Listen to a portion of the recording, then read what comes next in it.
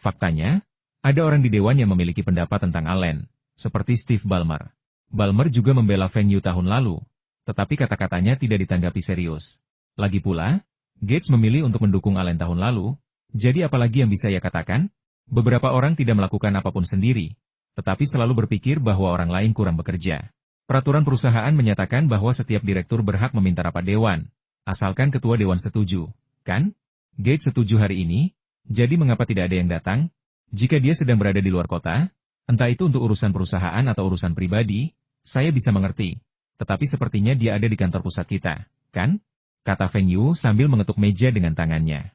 Tahun lalu, dia mengusulkan pemotongan banyak bonus saham saya karena saya sering cuti dari rapat dewan. Saya tidak perlu menjelaskan berapa nilai saham-saham ini, kan? Dia bisa mengusulkan pemotongan bonus saya. Tetapi karena dia sengaja tidak menghadiri rapat dewan hari ini, bolehkah saya juga mengusulkan pemotongan saham bonusnya tahun ini? Dia tidak menghormati dewan dan semua orang, kan? Bill Gates melihat bahwa Feng Yu semakin keterlaluan. Jika dia tidak menghentikannya, Feng Yu mungkin benar-benar akan mengajukan usulan ini, dan akan sulit untuk menyelesaikannya. Feng, mari kita bicarakan topikmu hari ini. Feng Yu melirik Gates, lalu berbalik dan berkata, baiklah, mari kita bicarakan hal yang lebih penting. Saya rasa Microsoft juga harus memproduksi komputer. Kita sudah bermitra dengan banyak produsen perangkat keras, jadi mengapa tidak meluncurkan merek komputer kita sendiri? Feng Yu tahu bahwa Bill Gates sangat menentang produksi komputer. Microsoft kini bermitra dengan berbagai produsen perangkat keras, memaksa mereka mengembangkan perangkat keras yang sesuai untuk sistem mereka dan mengenakan biaya.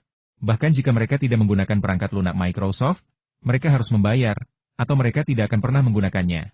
Begitu Microsoft turun tangan di bidang komputer, semua produsen perangkat keras akan benar-benar bersatu dan memiliki kebencian yang sama terhadap musuh. Saat itu, Microsoft pasti akan diboikot oleh mereka. Sekarang Microsoft terus-menerus dituntut atas monopoli dan sebagainya. Bill Gates tidak akan pernah setuju untuk memproduksi komputer. Feng Yu sebenarnya sengaja mengajukan proposal ini, ingin mengukur pendapat orang lain. Jika disetujui, Microsoft akan berada dalam masalah, yang memungkinkan Lenovo Inshan untuk mengejar dan melampaui Microsoft lebih cepat. Jika gagal, ia juga ingin melihat siapa yang setuju dan siapa yang menentangnya. Mereka yang setuju itu pasti idiot. Kalau kita mau merekrut orang lagi di masa depan, kita pasti nggak mau orang-orang seperti itu. Seorang direktur keberatan tetapi tidak memberikan alasan. Para direktur lainnya tetap diam, termasuk Gates. Dengan proposal ini, apakah Microsoft mencoba menjadi musuh semua produsen perangkat keras? Suara Alan tiba-tiba terdengar. Feng Yu menoleh dan mendapati Allen berjalan masuk dengan ekspresi jijik di wajahnya. Sementara Gates hanya mengeluarkan tangannya dari bawah meja dan meletakkan teleponnya di atas meja. Tampaknya Gates baru saja mengirim pesan teks kepada Allen. Itulah sebabnya Allen datang. Bukankah kita sekarang menjadi musuh semua produsen perangkat keras? Feng Yu bertanya balik. Tentu saja tidak. Sekarang masih ada beberapa produsen perangkat keras yang senang bekerja sama dengan kita. Tapi begitu kita terjun ke dunia komputer, bukan hanya produsen perangkat keras, tetapi juga produsen dan penjual komputer itu sendiri yang akan menentang kita. Apa kau tidak bisa membayangkannya? Kata Allen dengan nada meremehkan. Tapi kami adalah Microsoft, kata Feng Yu dengan sengaja. Allen terdiam. Ia tak bisa berkata, Microsoft tidak kuat, kan? Namun, mengatakan Microsoft mampu mengungguli 100 perusahaan hanyalah bualan belaka. Singkatnya, itu tidak mungkin. Anda bisa pergi ke sana sendiri untuk mencari tahu alasan spesifiknya. Baiklah, karena ada yang keberatan, mari kita lupakan usulan ini, kata Gates pada saat yang tepat. Feng Yu mengangkat bahu, tanpa acuh tak acuh. Sekalipun Microsoft berhenti memproduksi komputer, perusahaan itu tetap akan menghadapi penyelidikan anti-monopoli tahun depan, dan harga sahamnya tetap akan anjlok. Setelah direktur lainnya bubar, Allen dengan sengaja berkata, beberapa orang tidak datang ke rapat dewan atau mengajukan proposal yang konyol. Mereka seharusnya keluar dari dewan. Feng Yu berbalik dan menatap Allen sambil tersenyum. Apakah tim basket profesionalmu akan hancur lagi tahun ini? Apa kataku? Pilihannya antara Bulls atau Rockets, tapi bukan giliranmu. Sepertinya aku benar. Siapa yang tidak ingin menyusahkan orang lain? Apa yang kamu tahu tentang bola basket? Timku pasti akan memenangkan kejuaraan tahun depan. Seru Allen dengan lantang. Aku nggak bisa basket? Bagaimana kalau kita duel 1 lawan 1? 5 bola menentukan pemenangnya. Aku kasih 3 dulu, atau 4 juga nggak apa-apa. Rambut Allen sudah putih semua, jadi mustahil dia bisa main basket dengan Feng Yu. Itu pasti akan mengundang masalah. Aku bukan atlet. Kalau kamu berani, mainlah dengan atlet-atletku. Aku beri nilai 9 dari 10. Balas Allen. Kamu tahu apa itu olahraga profesional? Bermain dengan timku saja tidak cukup. Kamu punya tim? Kalau punya, kamu akan bermain lebih buruk lagi. Oh, belum tentu. Karena kau sudah menyebutkannya, aku akan membeli tim untuk bermain denganmu dan melihat tim mana yang bisa memenangkan kejuaraan lebih dulu. Feng Yu mengangkat alisnya dan membuat keputusan yang gegabah. Apa katamu? Kau ingin membeli tim? Tim NBA? Mau beli yang mana? Allen terkejut. Jika Feng membeli Bulls dengan harga tinggi, mereka mungkin benar-benar menang. Kalau aku beli saham yang terlalu tinggi di klasemen, kamu bakal bilang aku bully kamu. Jadi aku beli Los Angeles Clippers, yang ada di dasar klasemen. Allen menghela napas lega. Kalau itu Los Angeles Lakers, dia pasti masih sedikit khawatir. Lagi pula, ada si gendut O'Neal. Tapi kalau itu Los Angeles Clippers, tim papan bawah seperti itu, keinginan untuk memenangkan kejuaraan hanyalah lelucon internasional. Los Angeles Clippers? Saya tidak bermaksud mendiskreditkan Anda. Kalau Anda tidak mengeluarkan banyak uang, tingkat kemenangan 30% untuk tim Anda sudah cukup bagus. Saya bahkan akan menganggapnya sukses kalau Anda bisa lolos ke babak playoff. Tapi di kota seperti Los Angeles, dengan tim yang payah dan bahkan tidak bisa menjual tiket seharga $10, saya sarankan Anda pindah tim dan membeli tiket, atau saya akan menakut-nakuti Anda dan mengintimidasi Anda. Sebenarnya, Allen sudah sangat senang di dalam hatinya. Kali ini dia bisa memberi Feng Yu pukulan telak. Bukan? Clippers. Playoff, kan? Sesederhana itu, tapi tujuanku tetap juara. Nanti kita lihat saja. Kalau kamu beli tim ini, apa kamu mau ganti nama? Kayak Los Angeles Styles? Tentu saja bisa. Kalau Trail Blazers ganti nama jadi Trail Blazers Prison Team, semua pemainmu yang bermasalah harus masuk penjara. Balas Feng Yu. HMPH, kita tunggu saja. Feng Yu menyukai olahraga dan percaya bahwa olahraga adalah investasi yang baik. Sayangnya, lingkungan olahraga domestik sangat buruk, dan untuk olahraga Amerika, ia hanya tertarik pada bola basket. Di kehidupan sebelumnya, karena Yao Ming bergabung dengan NBA, banyak orang Tiongkok mulai menonton NBA. Pada suatu masa, bola basket menjadi lebih populer di Tiongkok daripada sepak bola dan tenis meja. Pada saat itulah Feng Yu mulai benar-benar memperhatikan NBA, tetapi ia hanya mengenal bintang-bintangnya. Dia ingat bahwa NBA akan ditutup karena perselisihan perburuhan pada paruh kedua tahun ini. Rumor sudah menyebar. Los Angeles adalah kota besar, dan jika ada bintang-bintang terkenal di sana, pendapatannya pasti akan bagus. Feng Yu juga bisa memanfaatkan kesempatan ini untuk mempromosikan mereknya. Ralph, coba cari tahu siapa pemilik Los Angeles Clippers, seperti apa saham timnya, dan berapa biaya untuk membelinya. Bos, apa kau benar-benar ingin membeli Los Angeles Clippers? Tim itu salah satu tim terburuk. Di Los Angeles, semua penggemar menonton Lakers, dan tidak ada yang menonton Clippers. Ralph juga penggemar bola basket, tetapi dia lebih suka NCAA. Aku tahu. Tapi menurutmu Lakers bisa dijual? Kecuali kita bersedia membayar lebih dari 2 kali lipat harganya, bisakah kita tetap menghasilkan uang? Clippers, di sisi lain, lebih mudah dihadapi, dan kerugiannya tidak akan banyak. Bos, aku tahu soal taruhanmu dengan Tuan Allen. Kau terlalu impulsif. Satu pemain All-Star bisa mengubah tim. Pahami situasinya, dan bernegosiasilah sesegera mungkin. Clippers adalah tim yang sangat buruk sehingga peluang mereka untuk memenangkan pilihan nomor 1 pasti sangat tinggi.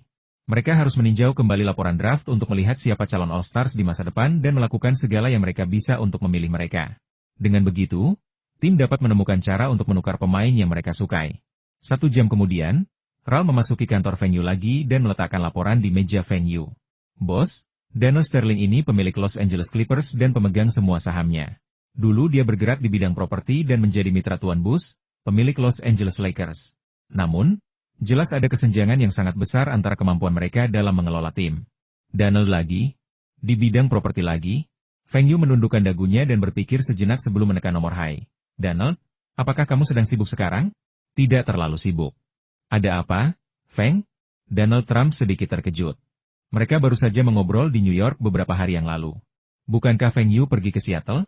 Kenapa dia meneleponku? Saya ingin bertanya tentang seseorang, Donald Sterling. Apakah Anda mengenalnya? Dia pemilik Los Angeles Clippers dan juga berkecimpung di bidang real estate. Dia? Aku kenal dia. Kamu mau ketemu dia untuk apa? Investasi real estate Trump sebagian besar berada di dan sekitar New York, sementara Sterling sebagian besar berada di Los Angeles. Keduanya merupakan kota-kota terkemuka di AS, dan mereka telah bertemu beberapa kali dan memiliki hubungan baik. Saya ingin membeli Los Angeles Clippers darinya. Bisakah Anda mengenalkan saya kepadanya? Trump bingung. Berinvestasi di tim basket? Di Amerika Serikat, NBA berada di posisi terbawah dari 4 liga olahraga utama. Mengapa Feng mau berinvestasi di basket? Tidak sulit bagi Feng Yu untuk melakukan bantuan ini, Dan Trump tentu saja tidak akan menolaknya. Tidak masalah, aku akan meneleponmu. Aku akan ke Los Angeles beberapa hari lagi, jadi aku bisa ikut denganmu. Feng Yu bahkan belum menghabiskan tehnya ketika Trump menelepon balik. Feng, aku sudah menelepon. Kita akan ke Los Angeles lusa dan kita bisa makan siang bersama. Setelah mengucapkan terima kasih kepada Trump, Feng Yu menutup telepon dengan puas, membuka materi yang disiapkan oleh Ralph, dan mulai membacanya dengan saksama. Nilai pasar Los Angeles Clippers hanya 55 juta. Dan lebih dari 1 dekade lalu, Sterling menghabiskan 12,5 juta untuk membeli mereka. Jika dihitung berdasarkan inflasi, tampaknya nilai pasar tim ini sedang menurun. Sialan, sok banget sih kamu. Kayak kamu milih tim yang jelek aja. Penontonnya paling rendah kedua di liga, dan ini Los Angeles. Dalam dekade terakhir, mereka hanya lolos ke babak playoff 3 kali. Dan semuanya berakhir di babak pertama. Musim reguler belum berakhir, tetapi Clippers baru meraih tidak lebih dari 20 kemenangan, persentase kemenangannya kurang dari 25%. Bagaimana dengan Trail Blazers saat ini? Sejak tahun kedua setelah Allen membeli mereka 9 tahun lalu, mereka selalu lolos ke babak playoff setiap tahun. Meskipun performa mereka mulai menurun dalam 2 tahun terakhir, mereka hanya tereliminasi di babak pertama playoff. Namun, mereka masih jauh lebih baik daripada Clippers. Perbandingan ini membuat Clippers tampak lebih buruk. Tidak heran Allen begitu percaya diri, kesenjangannya memang sangat besar. Ada juga daftar pemain yang mengumumkan keikutsertaan mereka dalam draft tahun ini. Feng Yu memeriksanya satu persatu dan tiba-tiba melihat seorang NBA All-Star dari kehidupan sebelumnya, pemain yang sangat ia sukai, Vince Carter. Astaga, dengan monster dunk dan gaya bermain yang mencolok, mereka pasti akan menarik perhatian. Di belakang mereka ada pemain All-Star seperti Dirk Nowitzki dan Paul Pierce. Salah satu dari ketiganya bisa menjadi pilar tim, tetapi Nowitzki masih relatif muda dan berkembang terlambat, jadi memilih pemain seperti Carter dan Pierce yang siap bermain adalah pilihan yang lebih aman. Mengingat kekuatan bintang mereka dan kecocokan Qiu Feng, Carter adalah yang paling hemat biaya. Tentu saja, jika keduanya bisa dipilih untuk membentuk bintang kembar, itu akan lebih baik lagi. Feng Yu tiba-tiba kembali percaya diri. Mungkin dalam 2 tahun, mereka bisa lolos ke babak playoff. Feng Yu membawa Ralph ke Los Angeles dan melihat Trump menyambutnya di hotel. Naiklah ke mobil Trump dan berkendaralah menuju hotel yang dipesan. Feng, Sterling agak arogan dan pelit banget. Kalau kamu mau beli Clippers, aku khawatir dia bakal minta terlalu mahal. Trump memperingatkan. Dia juga tahu Sterling meremehkan orang kulit hitam dan tidak peduli dengan tim basket yang sebagian besar pemainnya berkulit hitam. Dia hanya ingin memastikan dia tidak rugi. Kalau begitu aku butuh bantuanmu. Aku bertaruh dengan seseorang bahwa aku akan membeli tim terburuk dan mengalahkan timnya. Jika aku tidak bisa membeli Clippers, maka aku akan membeli tim lain. Feng Yu tidak menunjukkan niat untuk membelinya. Siapa yang tahu apakah Trump memiliki hubungan yang lebih baik dengan Sterling? Trump menatap Feng Yu dengan bingung. Kau membeli tim hanya karena bertaruh? Itu kan cuma taruhan, kenapa sampai sejauh ini? Kau bahkan membeli tim terburuk. Jadi, kalau kau ingin menang, timnya harus kuat, kan? Baiklah, aku akan mencobanya. Sesampainya di restoran, Feng Yu dan yang lainnya masuk dan menunggu hampir setengah jam sebelum mereka melihat seorang pria kulit putih perlahan masuk.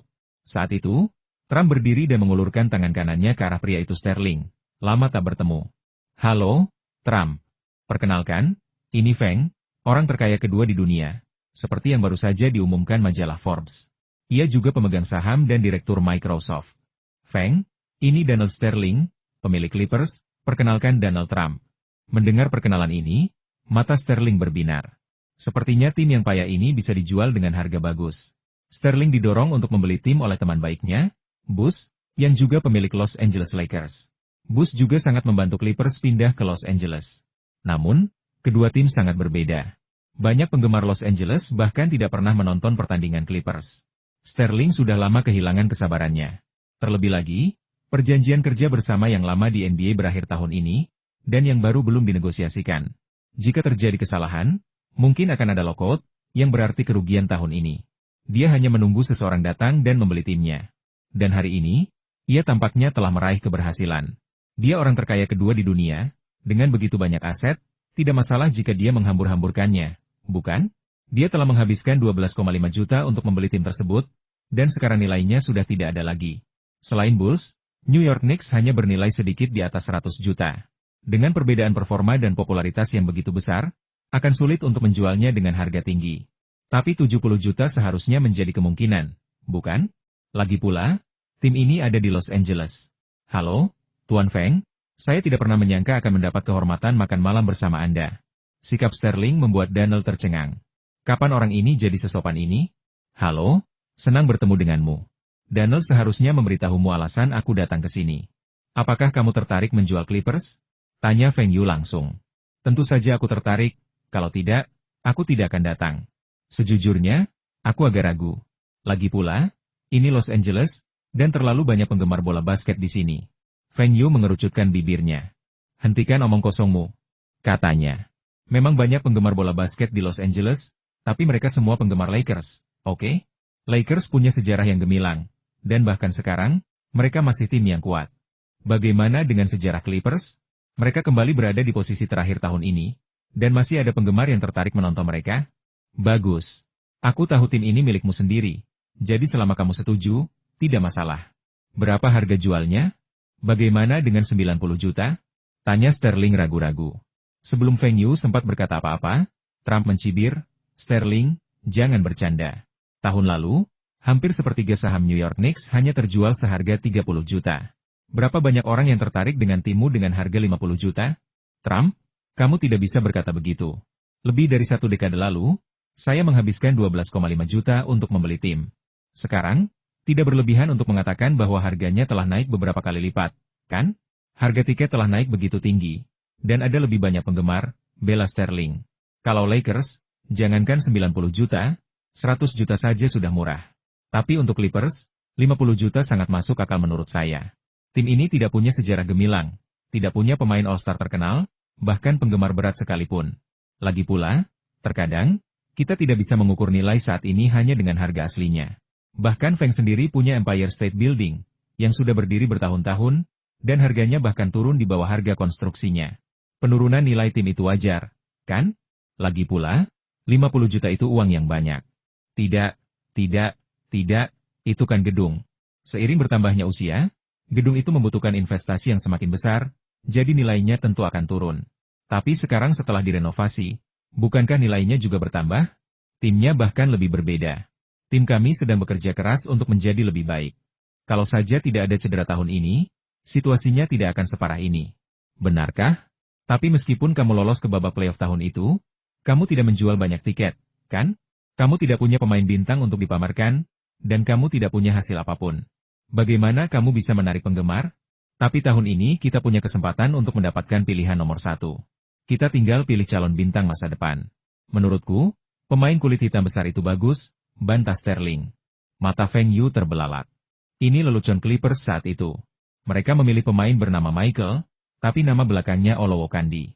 Pada akhirnya, ternyata dia adalah pemain pilihan nomor 1 yang sudah habis masa berlakunya dan bahkan tidak layak mendapatkan pilihan putaran kedua. Awalnya, Sterling mengira pria besar ini paling buruk bisa menjadi Mutombo, atau bahkan Olajuwon. Pertama-tama, kamu belum mendapatkan pilihan nomor 1. Kedua, meskipun kamu terpilih, kamu mungkin tidak bisa bermain di levelmu. Kamu meminta harga yang lebih tinggi dengan masa depan yang tidak pasti?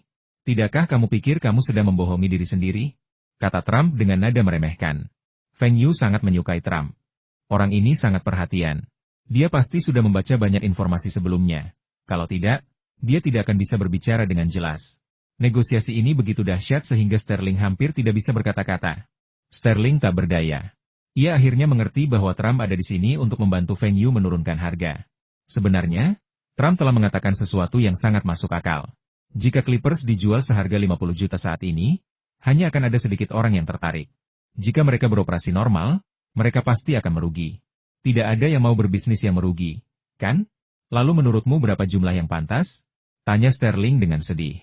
50 juta dolar adalah angka yang bagus menurut saya. Harga yang wajar. Jika Anda menjual tim dan berinvestasi di properti, yang paling Anda kenal, Anda akan menghasilkan jauh lebih banyak dari itu. Kau bercanda. Aku membelinya seharga 12,5 juta. Beberapa tahun lalu, Houston Rockets menjualnya seharga 85 juta. Kau memintaku menjualnya dengan rugi. Aku tidak akan menjualnya dengan rugi. 75 juta adalah harga yang sangat wajar. Lagi pula, ini Los Angeles. Dan aku bisa menjamin tim akan mendapatkan pilihan nomor 1 tahun ini. Liga ini mungkin tampak adil, tetapi sebenarnya curang.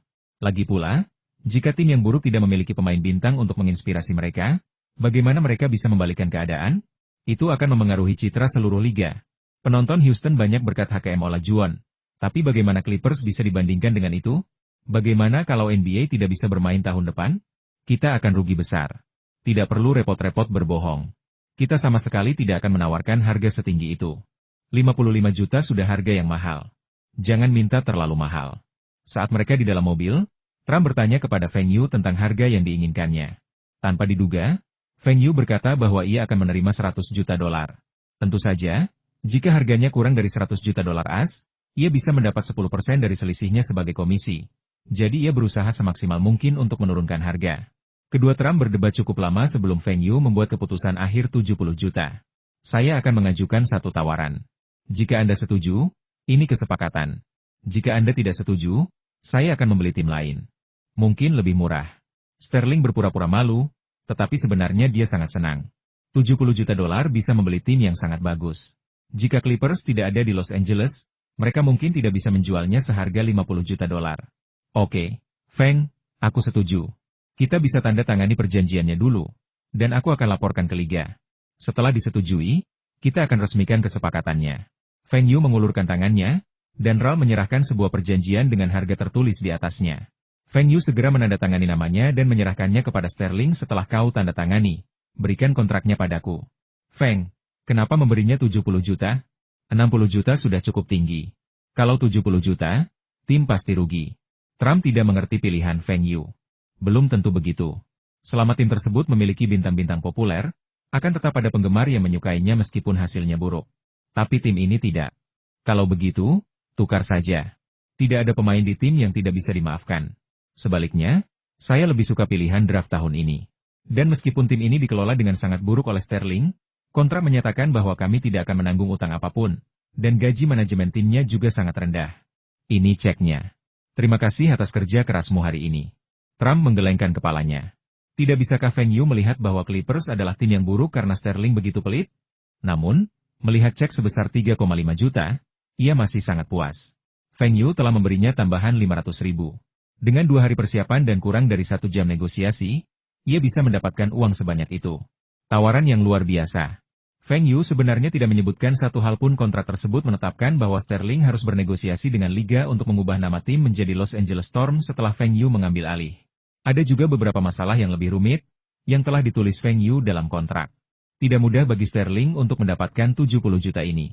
Untuk tim yang bagus, selain bintang-bintang yang bagus, pelatih kepala juga sangat penting. Tahun ini, kebetulan kontrak seorang pelatih ternama berakhir dan ia tidak berencana memperbarui kontrak dengan klub lamanya. Tuan Karl, saya telah menonton beberapa pertandingan Sonics dan saya sangat mengagumi kemampuan kepelatihan Anda. Dan saya baru saja mencapai kesepakatan dengan Sterling. Dalam sebulan, Los Angeles Clippers akan dijual kepada saya. Saya ingin mengundang Anda untuk menjadi pelatih kepala baru tim ini. Orang yang diundang Feng Yu adalah George Karl, pelatih kepala Supersonics saat itu, yang juga merupakan pelatih terkenal di NBA yang menganjurkan keseimbangan antara menyerang dan bertahan. Karl mengerutkan kening. Awalnya ia punya 2 pilihan. Pertama, memperbarui kontraknya dengan Supersonics, tetapi pemilik Sonics tidak mau menawarinya kontrak tinggi karena ia belum mampu membawa mereka jauh. Kedua, menandatangani kontrak dengan Bucks, tetapi pemilik Milwaukee itu juga tidak terlalu murah hati. Kini, ia punya pilihan ketiga. Apa saja persyaratan Tuan Feng untuk tim ini? Kontrak seperti apa yang akan Anda berikan kepada saya? Mendengar pertanyaan pihak lain, Feng Yu tahu bahwa Karl tertarik. Mudah saja mengatakannya. Masalahnya hanya soal mengeluarkan sedikit uang lagi. Lagi pula, gaji pelatih umumnya tidak tinggi akhir-akhir ini, bahkan untuk pelatih terkenal seperti George Karl. Sejujurnya, saya tidak suka pemain manapun di tim saat ini. Saya ingin menimbun pilihan draft tahun ini atau membangun tim baru yang lebih mudah melalui pertukaran pemain. Saya tidak punya persyaratan rekor untuk tahun depan. Asalkan Anda bermain basket ofensif, yaitu menarik penggemar melalui serangan yang indah. Saya sudah memesan pilihan pertama. Saya berencana untuk mengambil pemain bernama Vince Carter dari Carolina Utara. Dia punya bakat fisik yang luar biasa, IQ basket yang lumayan, dan gaya bermain yang sangat menghibur. Dan saya berencana memberi Anda kontrak 5 tahun dan 16 juta. Bagaimana? Kontrak ini lebih tinggi daripada yang ditawarkan Bucks, dan persyaratan pemilik Bucks bahkan lebih tinggi lagi. Karl sudah condong untuk menandatangani kontrak dengan Clippers, tetapi masih ada beberapa masalah yang perlu dibahas. Bisakah saya berdiskusi dengan manajer dan menukar pemain yang saya inginkan? Dan bisakah saya memilih asisten pelatih sendiri? Tentu saja bisa. Saya pikir pelatih kepala seharusnya memiliki lebih banyak suara dalam transaksi pemain daripada manajer umum tim. Pelatih kepala memiliki keputusan akhir tentang staf pelatih, selama Anda menganggapnya sesuai. Dan jika Anda bisa menukar Pippen atau pemain lain, membayar pajak mewah bukanlah masalah. Karl berdiri dan mengulurkan tangannya ke arah Feng Yu. Tuan Feng, saya ingin melatih tim Anda. Apa katamu? Apa Feng Yu benar-benar bicara dengan Sterling? Dan sepertinya mereka bahkan sudah membuat kesepakatan? Hahaha, si idiot itu pikir dia bisa menghasilkan uang hanya karena dia di Los Angeles? Kurasa timnya tidak akan lolos playoff dalam 5 tahun ke depan. Mereka akan terus terpuruk. Allen sedang mendiskusikan masa depan tim dengan manajer Trail Blazers. Ia juga ingin timnya memenangkan kejuaraan lebih cepat, meskipun itu berarti membayar pajak mewah. Dalam hal ini, ia tidak boleh kalah dari Feng Yu. Cara tercepat adalah dengan mengumpulkan pemain All-Star dan membentuk tim. Namun, ia tidak punya pengaruh, dan tidak ada satupun kontra All-Star yang diinginkannya yang akan berakhir tahun ini. Untungnya, mengingat rekor tim, tidak perlu khawatir akan disalip Clippers. Dia masih bisa menyombongkan diri kepada Feng Yu dan menyerang Feng Yu dalam hal ini. Bos, kudengar George Karl sudah menghubungi mereka. Kurasa George Karl mungkin akan menjadi pelatih kepala Clippers musim depan. Tanpa pemain bagus dan penuh cedera, Phil Jackson pun tak bisa memimpin tim ke babak playoff, apalagi Karl. Tapi kau benar, kita tak boleh lengah di lini pertahanan. Perhatikan, kalau tim mereka melakukan pertukaran pemain, coba cari cara untuk menggagalkannya. Kalau pemain bintang, kita akan menghadangnya. Allen mencibir. Kalau kau ingin tim dibangun ulang, kau harus minta persetujuan kami atau tidak. Lalu, haruskah saya menghubungi beberapa tim lain? Saya punya hubungan yang cukup baik dengan manajer beberapa tim. Itu yang terbaik. Jangan khawatir, aku tidak akan mengecewakanmu. Allen sedang dalam suasana hati yang baik. Manajer timnya memiliki jaringan kontak yang lebih luas.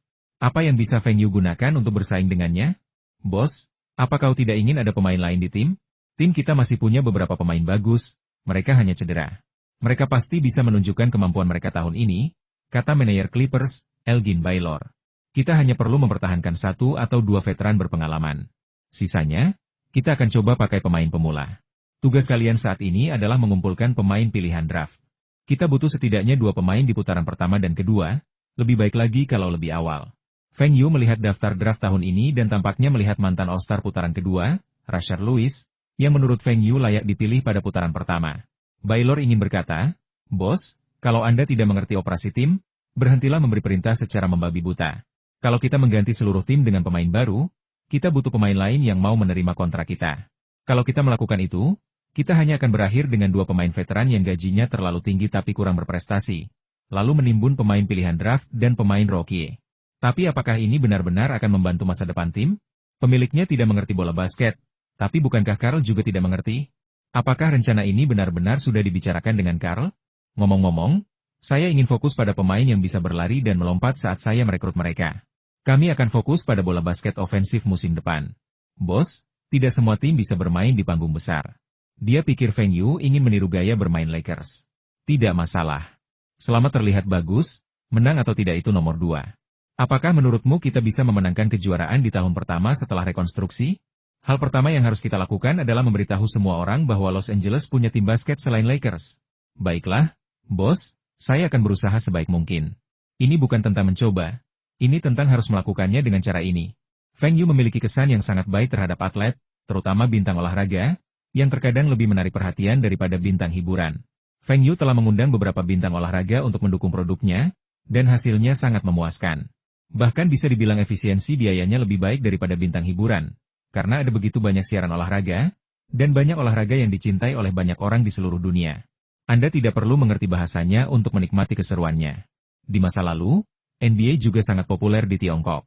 Bahkan, NBA merupakan ajang bola basket terpopuler di dunia, dan dikenal mewakili level tertinggi bola basket dunia. Ada rumor bahwa setelah Houston Rockets merekrut Yao Ming, kekayaan pemiliknya mulai meroket, dan dia bisa menghasilkan banyak uang dari biaya penyiaran dan biaya iklan setiap tahun. Toyota Center, sebuah stadion olahraga di Houston, semakin menarik perhatian merek Toyota. Toyota pernah memegang pangsa pasar terbesar di Tiongkok, melampaui Volkswagen. Penjualan di Amerika Serikat juga terus meningkat. Jadi, Feng Yu juga bertanya-tanya apakah ia bisa memberi nama stadion olahraga di Los Angeles. Misalnya, Wynn and Rain Center akan menjadi nama yang bagus, yang setara dengan iklan jangka panjang. Stadion tidak hanya menjadi tempat penyelenggaraan acara olahraga, tetapi juga kegiatan lain seperti konser. Eksposur stadion akan sangat tinggi. Dengan disiarkannya acara dan kegiatan oleh berbagai stasiun TV, efek promosi merek akan semakin baik. Feng Yu berencana menjadikan Feng Yu salah satu merek paling terkenal di dunia, Dan menamai salah satu stadion paling populer memang merupakan pilihan yang tepat. Saat itu, Feng Yu juga mengetahui bahwa sebuah stadion modern baru sedang dibangun di Los Angeles. Konon biayanya akan mencapai 375 juta dolar AS dan masa konstruksinya akan melebihi 18 bulan. Arena baru ini akan menjadi markas baru Los Angeles Lakers dan Los Angeles Clippers, menjadikannya satu-satunya arena kandang bagi dua tim di NBA. Tentu saja, liga olahraga lain juga akan menyelenggarakan acara di sana, serta acara komersial lainnya seperti konser. Terdapat dua perusahaan investasi. Satu adalah Los Angeles Sports Arena Corporation dan yang lainnya adalah Anschutz Entertainment Group. Kedua perusahaan tersebut bersama-sama mendirikan sebuah perusahaan manajemen, yang sebenarnya dikelola secara terpisah secara internal, satu mengelola acara olahraga dan yang lainnya mengelola kegiatan hiburan. Dan sekarang, Feng Yu ingin menjadi pemegang saham ketiga, khususnya, dia menginginkan hak penamaan tempat ini. Nama asli tempat ini adalah Staples Center, juga dikenal sebagai Staples Arena, dan disponsori oleh Staples. Staples berarti stapler.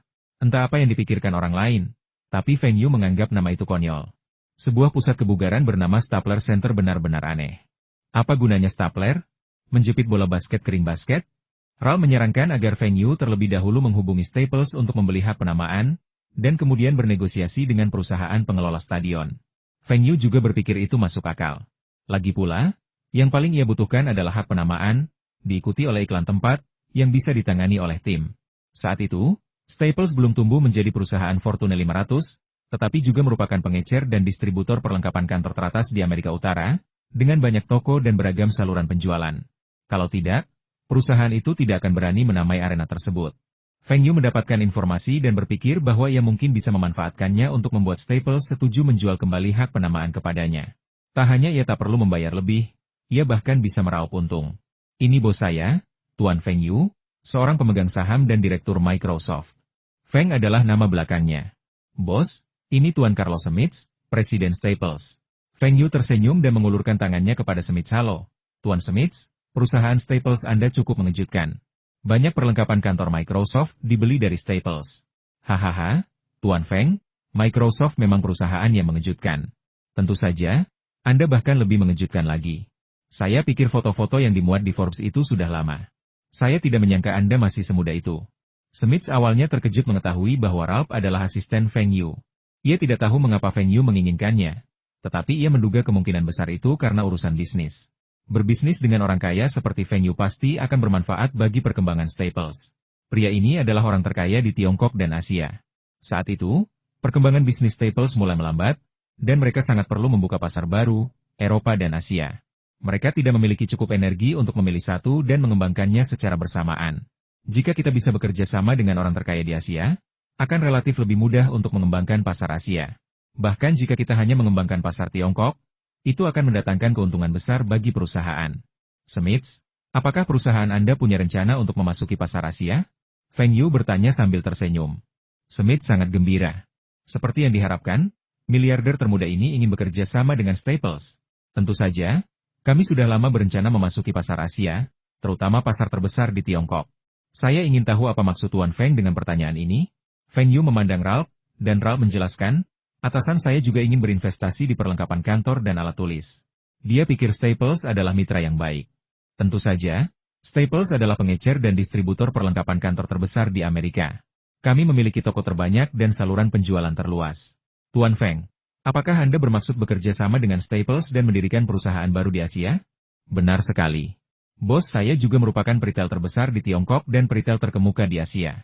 Beliau juga bermitra dengan banyak peritel. Jika Staples bekerja sama dengan kami jamin Staples dapat berekspansi ke pasar Asia dalam waktu sesingkat mungkin dan tumbuh lebih cepat lagi. Feng Yu tidak yakin Staples akan berkembang pesat di pasar Tiongkok saat ini. Staples adalah yang terbesar di Amerika, terutama karena banyaknya toko dan kemitraannya dengan beberapa jaringan supermarket besar. Lebih lanjut, perekonomian di Amerika, khususnya Amerika Utara, telah membaik dalam beberapa tahun terakhir, yang menyebabkan peningkatan jumlah perusahaan dan, tentu saja, permintaan yang lebih tinggi untuk perlengkapan kantor. Meskipun semakin banyak perusahaan di Tiongkok, mereka tidak terlalu pilih-pilih soal perlengkapan kantor. Mereka belum sampai pada tahap memilih merek. Kebanyakan perusahaan memilih untuk berhemat semaksimal mungkin dan membeli apapun yang murah. Mereka kebanyakan memilih produk dari pabrik lokal kecil atau produk dalam negeri. Namun jika kita dapat membentuk merek berantai dan memperoleh hak keagenan eksklusif untuk berbagai perlengkapan kantor, kita akan mempunyai perkembangan yang baik. Maaf, Tuan Feng, bagaimana rencana kerja sama Anda? Kami telah menjadi pengecer dan distributor perlengkapan kantor selama lebih dari 10 tahun dan memiliki pengalaman yang kaya. Smith tak lupa menyebutkan keunggulan perusahaan tersebut. Bagaimana kalau kita buat usaha patungan? Kita masing-masing akan memegang 50% saham. Mereknya akan menjadi milikku, dan kamu akan bertanggung jawab atas pengelolaannya. Aku berjanji akan menyediakan saluran penjualan terbaik. Pak Feng, saya rasa lebih baik menggunakan merek Staples kami. Lagi pula, merek kami sudah lebih matang. Dan kami ingin menguasai saham pengendali, minimal 51%. Feng Yu sengaja memasang ekspresi canggung dan berkata, sulit bagi kami untuk bekerja sama dengan permintaanmu. Sebenarnya, Feng Yu tidak berniat membentuk usaha patungan dengan Staples, dan ia juga tidak tertarik menjual perlengkapan kantor. Mereka mungkin menghasilkan uang, tapi berapa banyak? Setelah toko online-nya diluncurkan, toko-toko seperti ini akan paling terpukul. Feng Yu hanya melempar umpan untuk memancing Smith ke dalam perangkap. Setelah Smith tertarik, Feng Yu akan mengajukan persyaratannya, dan barulah ia dapat mencapai tujuannya untuk membeli hak penamaan. Ralph malah semakin geram. Smith, hati-hati dengan siapa kau bekerja. Perusahaanmu memang bagus, tapi di mata bosku, itu tidak layak disebut-sebut. Sejujurnya, kalau bosku mau, perusahaanmu tidak akan pernah bisa masuk ke pasar Tiongkok. Bahkan akan kesulitan di seluruh pasar Asia, bahkan pasar Eropa Timur. Tuan Ralph, merek perusahaan kami sangat bagus dan terkenal. Kami pasti bisa menghasilkan uang dengan bekerja sama dengan mereka. Smith agak cemas. Ia terus berbicara tentang betapa hebatnya perusahaan mereka di Amerika. Namun, kenyataannya, perusahaan-perusahaan di Amerika Utara dan Amerika Selatan sama sekali tidak bisa menghasilkan banyak uang. Beberapa negara di sana bahkan lebih miskin daripada di Asia. Jika mereka kehilangan pasar Asia dan Eropa Timur, mereka hanya akan memiliki Amerika Utara dan Eropa Barat. Meskipun pasar mereka juga sangat besar, hal itu akan sangat membatasi perkembangan mereka. Lagi pula, ada juga pesaing di Eropa Barat, dan jumlahnya lebih dari satu. Tujuan mereka adalah masuk ke Fortune 500. Jika mereka hanya memiliki 2 pasar, akan sangat sulit mencapai tujuan tersebut. Apakah perusahaan Anda terkenal? Tidak main-main. Mungkin sedikit terkenal di Amerika Utara, tapi di Asia, saya yakin hanya sedikit orang yang tahu tentang perusahaan Anda. Sedikit ketenaran itu sama saja dengan nol. Apa Anda pikir bos saya bekerja sama dengan perusahaan Anda, mengambil alih merek dan manajemen, dan kita hanya perlu membayar? Bagaimana kalau kita rugi? Sebenarnya bukan tidak mungkin. Biarkan saja kita membeli saham Staples. Ya, kami sedang bersiap untuk go public dengan IPO dan tidak berencana menerima modal tambahan. Mereka sedang mengumpulkan dana untuk ekspansi ke luar negeri. IPO tidak hanya meningkatkan nilai pasar perusahaan tetapi juga mempertahankan kekuatan pemegang saham. Bagaimana jika mereka menerima modal tambahan dan menjadi pemegang saham utama? Feng Yu menyilangkan kaki dan berkata, Smith, sepertinya kau tidak berencana untuk bekerja sama. Lupakan saja. Aku tidak akan berbisnis retail perlengkapan kantor ini lagi. Bos, kita bisa mendirikan perusahaan sendiri. Dengan koneksi Anda di Tiongkok, Asia, dan Eropa Timur, ditambah sumber daya keuangan yang kuat, kita bisa mengembangkannya dalam 3 tahun. Selama kita mencapai skala tertentu, keuntungan di masa depan tidak akan terlalu kecil, kata Ralph di saat yang tepat. Smith panik. Jika kerjasama itu gagal dan muncul pesaing yang tangguh, ia akan menjadi kambing hitam perusahaan. Terlebih lagi, ia juga memiliki saham di perusahaan tersebut, sehingga kerugian apapun bagi perusahaan juga berarti kerugian baginya. Baiklah, kalau begitu tidak ada lagi yang perlu dibicarakan. Sebaiknya kau hubungi Los Angeles Sports Arena Company dan bicarakan investasi di arena baru ini, kata Feng Yu dengan sengaja. Smith mendengar tentang Los Angeles Sports Arena Company dan arena baru tersebut. Mungkinkah Staples Center yang menjadi nama perusahaan mereka? Pak Feng berencana berinvestasi di arena tersebut. Saya bisa memperkenalkan mereka kepadanya. Tuan Feng, apakah Anda berencana berinvestasi di Staples Center? Apakah itu namanya? Feng Yu menatap Ralph. Ralph mengangguk. Aku juga ingat nama itu. Stapler. Gampang diingat. Smith, apa yang ingin kau katakan? Sebenarnya, arena ini dinamai sesuai nama perusahaan kami. Saya cukup akrab dengan para petinggi kedua perusahaan pemilik tersebut. Kalau Anda mau beli saham, saya bisa kenalkan, kata Smith antusias. Apakah namanya sesuai dengan nama perusahaanmu? Pantas saja namanya Stapler. Nama ini kedengarannya kurang bagus. Ngomong-ngomong, apakah kamu akan menjual hak penamaannya? Tanya Feng Yu santai, seolah-olah dia benar-benar tidak puas dengan hak penamaan itu. Hak penamaan hanyalah bentuk periklanan merek jangka panjang. Iklan bertujuan untuk publisitas dan keuntungan. Jika ada cara yang lebih baik untuk menghasilkan uang, menjual hak penamaan bukanlah ide yang buruk. Tuan Feng ingin membeli hak penamaan arena ini? Kami tidak berencana menjualnya.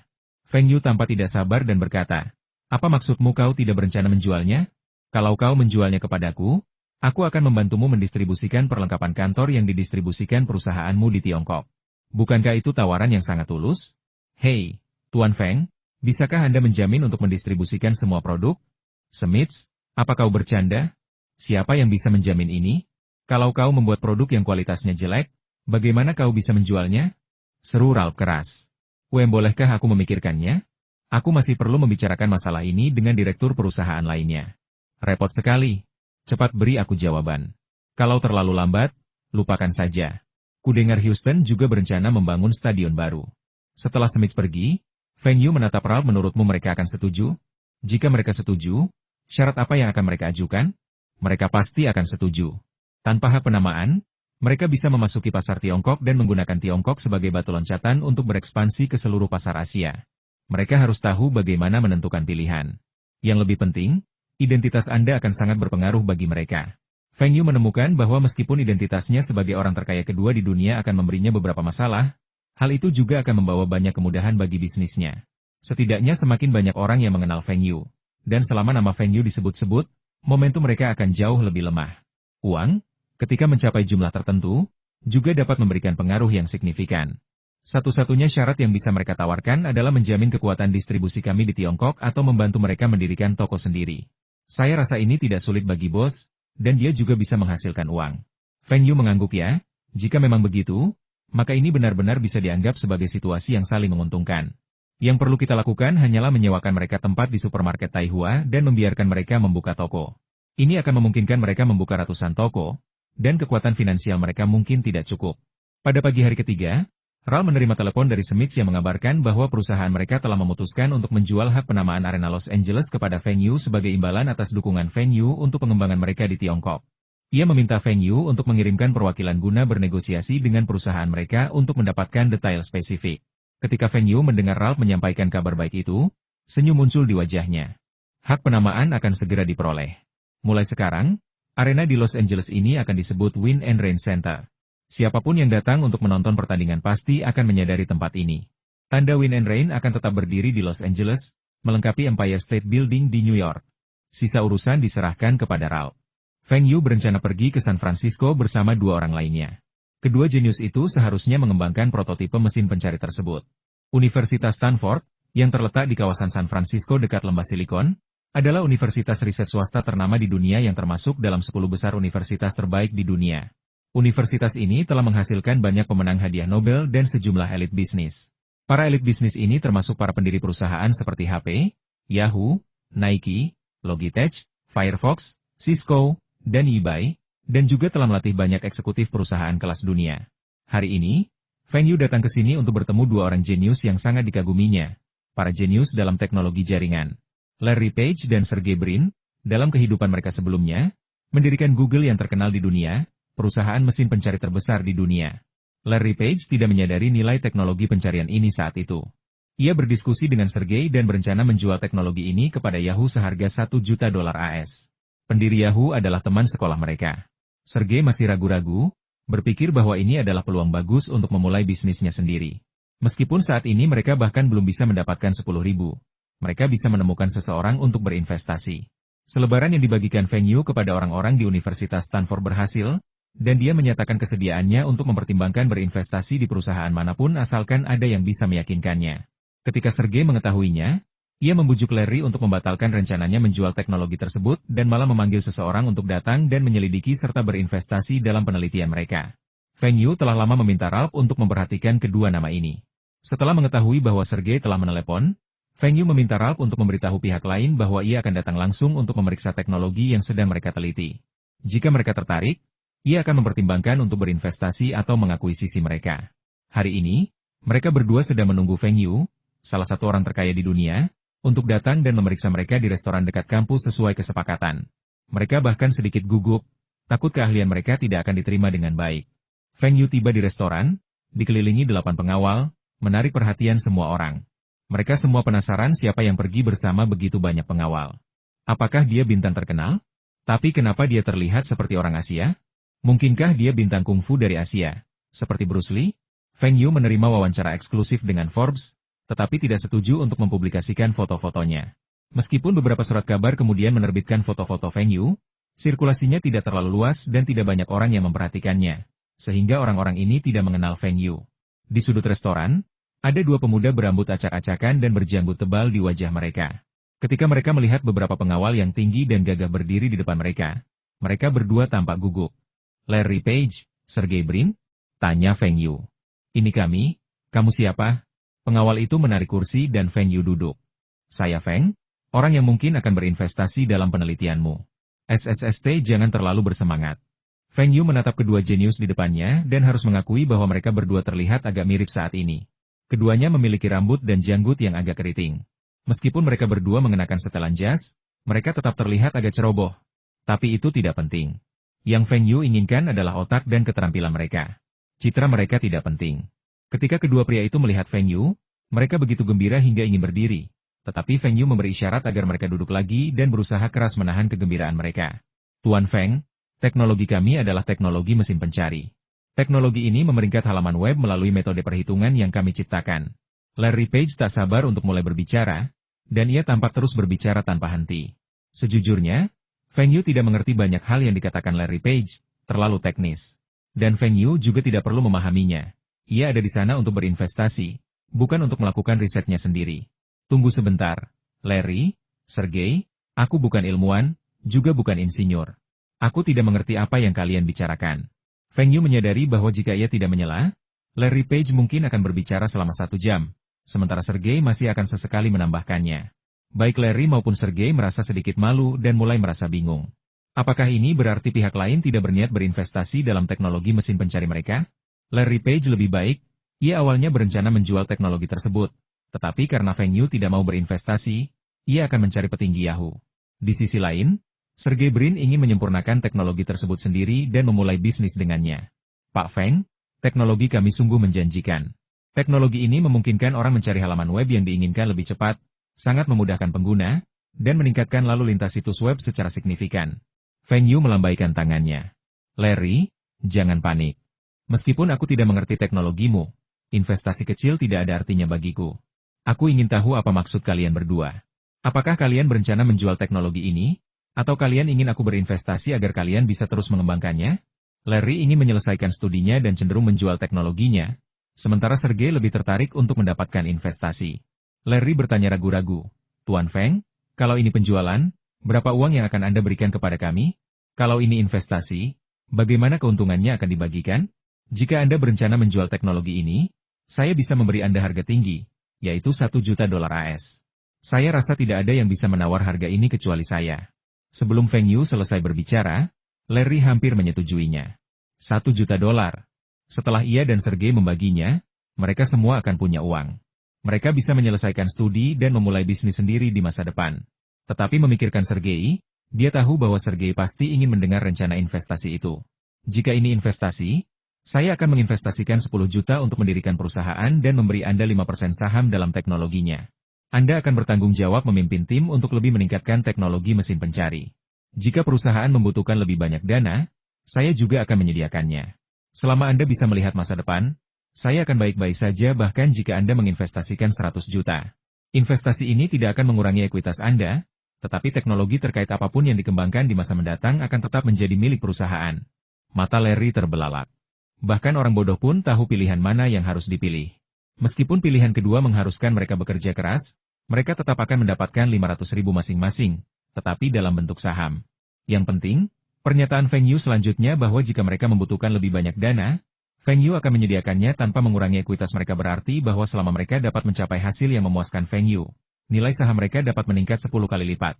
Sedangkan untuk teknologi masa depan, semuanya milik perusahaan, dan tentu saja mereka tidak berkeberatan, karena mereka juga pemegang saham perusahaan. Kali ini, sebelum Larry sempat berbicara, Sergey berteriak, "Ayo pilih opsi kedua." Feng Yu juga tahu bahwa kebanyakan orang akan memilih opsi kedua. Bakat itu langka, dan meskipun ia membayar 10% sahamnya, ia tidak merasa rugi. Sebaliknya, bakat kedua orang ini akan memberinya keuntungan ratusan kali lipat. Kalau begitu, semuanya beres. Ini kontraknya. Lihat, tanda tangani, dan kalian akan menjadi salah satu pendiri perusahaan ini, Google. Google adalah singkatan dari 10 pangkat 100, yang mewakili besarnya jumlah data pencarian yang kita miliki. Saya yakin kita bisa menciptakan perusahaan yang luar biasa. Aku penasaran kenapa kamu beli villa lagi di Los Angeles. Ada apa? Apa kamu tertarik dengan selebritas wanita di sini? Kirilenko mengangkat alisnya dengan raut wajah penuh nafsu. Feng Yu memutar matanya. Apa kau pikir semua orang sama sepertimu? Feng Yu tidak tertarik dengan bu semacam itu. Kepuasan dari kesombongan semacam itu mungkin menarik bagi orang lain. Tetapi menurut Feng Yu, itu hanya akan berujung pada penyesalan. Saya sudah berinvestasi di sini, jadi tentu saja saya harus membeli rumah untuk ditinggali. Tetapi staf tata geraha di sini kurang baik. Bukan hanya taman, halaman, kolam renang, DLL yang kurang terawat, tetapi Feng Yu juga tidak suka makanan yang dimasak oleh koki Cina. Baunya seperti restoran. Karena kita di rumah, tentu saja lebih nyaman untuk menyantap makanan rumahan. Kalau tidak puas, ganti saja. Kalau tidak berfungsi, bawa saja dari Tiongkok. Harganya cuma sedikit lebih mahal. Semua pembantu rumah tangga saya didatangkan dari Moskow. Mata Feng Yu berbinar. Mengapa dia tidak memikirkan metode ini? Ngomong-ngomong, kamu belum cerita apa yang kamu investasikan di Los Angeles, di film? Atau di tempat lain? Los Angeles punya Hollywood dan merupakan ibu kota hiburan. Ketika Feng Yu menyebutkan investasi di sini, reaksi pertama Kirilenko adalah berinvestasi di film dan industri terkait film. Berinvestasi di film? Mungkin aku akan mempertimbangkannya nanti. Tapi aku belum punya rencana untuk saat ini. Aku sudah membeli tim basket. Feng Yu memikirkannya dan berpikir mungkin dia bisa benar-benar berinvestasi di film di masa depan. Misalnya, film-film Cameron layak untuk diinvestasikan. Dia selalu menjadi sutradara hebat yang selalu mengejar kesempurnaan. Namun tampaknya film besar berikutnya yang dibintanginya tidak akan mulai syuting hingga tahun 2005, dan teknologi saat ini belum cukup matang. Kau membeli Los Angeles Lakers? Kirilenko tiba-tiba berdiri. Feng Yu hampir lupa bahwa Kirilenko tampaknya juga menyukai bola basket. Aku membeli Los Angeles Clippers. Clippers? Apakah ada tim seperti itu? Kirilenko tampak bingung. Feng Yu. Sial, apa Clippers begitu tak terlihat?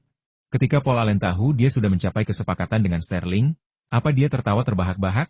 Ya, kami sekelas Lakers, dan saya berencana mengganti nama tim menjadi Los Angeles Storm. Kami akan menggantikan Lakers dan menjadi tim basket terpopuler di Los Angeles. Kirilenko menyipitkan matanya. Kalau aku beli tim ini, boleh ganti nama? Wah, aku mau beli tim dan ganti jadi tim Kirilenko. Tangan Feng Yu yang memegang cangkir teh bergetar hebat, dan ia hampir menjatuhkannya. Aku sedang mempromosikan merek, dan kau sedang berusaha mempromosikan dirimu sendiri. Kecuali kau membeli aliansi ini tidak akan pernah setuju. Kak Ji, aku bilang begini karena tim ini tidak punya sejarah gemilang, jadi lebih mudah diatur. Memberinya nama baru berarti memulai dari awal. Nama baru juga bisa mempromosikan merekku sendiri dan memiliki tujuan komersial. Kurasa mustahil bagimu untuk menamai timmu dengan namamu sendiri. Kirilenko tampak menyesal. Tidak mungkin, kalau begitu aku juga akan membeli tim. Aku tidak akan mengganti nama. Yah, aku harus membeli tim di kota besar. Bagaimana dengan New York Knicks? Atau Chicago Bulls? Apa menurutmu pemiliknya akan menjual mereka? Feng Yu menatap ekspresi serius Kirilenko dan bertanya, apa kau serius? Kau tidak bercanda? Siapa yang bercanda? Saya akan membiarkan pemain Rusia kita datang ke sini dan menyapu bersih Liga Basket Amerika mereka. Kata Kirilenko dengan bangga. Feng Yu. Keringat? Apa yang dia pikirkan seharian? Uni Soviet dulu sangat kuat dalam bola basket, tetapi sekarang Rusia mungkin tidak sehebat Lituania. Namun, apa yang dikatakan saudara Ji tampaknya masuk akal. Kirimkan pemain lokal ke sini untuk berlatih, biarkan mereka merasakan intensitas permainan di sini, dan tingkatkan daya saing mereka. Mungkin mereka bisa membuat kemajuan pesat di masa mendatang. Kakak Ji benar-benar jenius. Lupakan Bulls. Kudengar Michael Jordan pensiun dan Bulls takkan pernah menang lagi. New York Knicks memang bagus, timnya kuat, punya banyak penggemar, dan kotanya makmur. Tapi mereka baru saja menjadi pemegang saham pengendali American Cable TV Group tahun lalu, jadi kemungkinan besar mereka takkan menjualnya. Kamu nggak jual? Aku ingat ada tim olahraga di dekat New York, persis di seberang sungai, namanya Nets atau apalah. Bagaimana menurutmu tim itu? Aku mau beli dan pindah ke daerah Brooklyn, New York yang ramai. Feng Yu ternganga. Di kehidupan sebelumnya, Nets sepertinya dibeli oleh seorang taipan Rusia lalu pindah ke Brooklyn. Di kehidupan ini, akankah Nets dipindahkan? Tapi kalau kamu pindah ke Brooklyn, kamu harus punya arena basket sendiri, kan? Jika kalau begitu, kita tinggal di lokasi semula dulu, baru pindah setelah aku membangun stadion baru. Nanti, timku akan jadi juara wilayah timur, dan timmu jadi juara wilayah barat. Kita lihat saja tim mana yang lebih kuat. Wajah Kirilenko memerah, seolah-olah dia sudah menang. Baiklah, kuharap begitu. Ngomong-ngomong, kamu membeli tim basket hanya untuk mengganti namanya demi mempromosikan merek venue? Tanya Kirilenko penasaran. Sebenarnya, aku bertaruh dengan Paul Allen. Meskipun kami tidak bilang taruhannya berapa, kalau aku menang, dia pasti tidak akan sesombong itu saat kita bertemu lagi. Kali ini giliran Kirilenko yang mengerutkan kening. Apa kau membeli tim ini hanya untuk taruhan? Apa kau tidak suka basket? Dilihat dari nada bicaranya, tampaknya saudara Ji sangat terluka. Saya sangat suka bola basket, tapi dua hal ini tidak bertentangan. Allen juga punya tim bisbol, tim sepak bola, dan sebagainya, tapi saya tidak membelinya. Jangan terlalu memperhatikan detail-detail ini. Ya, itu terutama karena Feng Yu sama sekali tidak menonton bisbol dan sepak bola, dan pengaruh mereka di seluruh dunia jauh lebih kecil daripada bola basket. Oke, aku akan meminta seseorang untuk bernegosiasi dan membelinya sesegera mungkin. Ngomong-ngomong, kenapa kamu bilang kamu ada di San Francisco kemarin? Apa ada proyek bagus di sana? Feng Yu tersenyum dan menggelengkan kepalanya. Orang ini terobsesi dengan uang. Kamu tidak kekurangan uang sekarang, oke? Kamu sudah menjadi orang terkaya di Rusia. Ya, kami berinvestasi sedikit, 10 juta dolar AS untuk tahap pertama, dan kami berencana untuk menyuntikkan lebih banyak modal tahun depan, sehingga total investasinya akan menjadi sekitar 100 juta dolar AS. Kami sedang membuat mesin pencari web. Cukup masukkan kata kunci dan Anda dapat mencari halaman web terkait, sehingga memudahkan Anda menemukan informasi di internet, jelas Feng Yu singkat. Feng Yu tidak akan membiarkan Kirilenko ikut campur dalam urusan ini. Ketika Kirilenko mendengar bahwa investasinya sangat kecil, dia merasa malu untuk terlibat. Apakah benda yang kamu bicarakan ini bisa menghasilkan uang? Ya, kami bisa beriklan daring di masa mendatang, yang dijamin sangat menguntungkan. Oh, aku juga akan membangun satu di Rusia. Apa sih yang kamu bicarakan itu? Mesin pencari web, kan? Feng Yu ternganga. Sial, orang ini ingin sekali meniru semua yang ada di Rusia. Padahal, di kehidupan sebelumnya, Rusia adalah satu dari hanya 4 negara di dunia yang memiliki teknologi mesin pencari inti, 3 lainnya adalah Amerika Serikat, Tiongkok, dan Korea Selatan. Mungkinkah di masa depan, mesin pencari Rusia akan dimiliki oleh saudara Ji? Ini merupakan hal yang baik, karena dagingnya telah busuk di dalam panci, dan kita dapat mengembangkan kerjasama yang lebih dalam di masa mendatang. Ngomong-ngomong, bagaimana kabarmu dengan situs eBay tempatmu berinvestasi? Tanya Feng Yu, mengingatnya. Feng Yu tertekan ketika membicarakan hal itu. Ia telah meminta Kirilenko untuk menyelidiki lebih banyak perusahaan teknologi internet, tetapi Kirilenko justru memperluas jangkauannya dan memintanya untuk berinvestasi di eBay. Feng Yu benar-benar lupa tentang perusahaan ini. Ketika ia mengingatnya, modal Ventura tidak lagi dibutuhkan, dan saham beberapa pemegang saham kecil telah diakuisisi oleh Kirilenko. Kini, Kirilenko adalah pemegang saham terbesar kedua eBay setelah sang pendiri. Para pemegang saham lainnya adalah direktur dan eksekutif senior perusahaan. Untungnya, Feng Yu tidak menyangka Amazon akan berkembang lebih buruk daripada eBay. eBay setara dengan pasar elektronik, yang sedikit berbeda dari model Amazon. eBay memang arogan di masa lalu, tapi bukankah mereka masih gagal di Tiongkok? Mereka bukan tandingan Alibaba. Model eBay memang bisa ditiru, hanya saja saat ini merupakan yang terbesar di Amerika Utara. eBay? Lumayan, tapi mereka baru saja punya CEO baru, dan CEO-nya perempuan. Aku benar-benar tidak tahu apa yang dipikirkan Pierre. Apa yang bisa dilakukan perempuan? Keluh Kirilenko. Feng Yu berpikir, jika bukan karena wanita ini, eBay mungkin tidak akan mencapai kesuksesan sebesar ini. Di kehidupan sebelumnya, ia adalah ratu pekerja, memegang posisi senior di beberapa perusahaan Fortune 500. Setelah meninggalkan eBay, ia menjadi CEO HP, yang menunjukkan betapa hebatnya ia. Bahkan ada yang bilang tanpa dia, eBay tidak akan ada. Bisa jadi eBay sudah diakuisisi oleh perusahaan lain sejak lama, atau lebih parah lagi, bisa jadi bangkrut karena manajemennya yang buruk. Kalau aku jadi kamu, aku pasti percaya padanya. Dia sangat cakap. Hebat, kan? Kamu bisa jadi bos yang tidak ikut campur. Saranku untukmu. Jangan jual saham IBMU. Tunggu 10 atau 8 tahun, dan kamu akan mendapatkan keuntungan puluhan kali lipat, Feng Yu mengingatkan.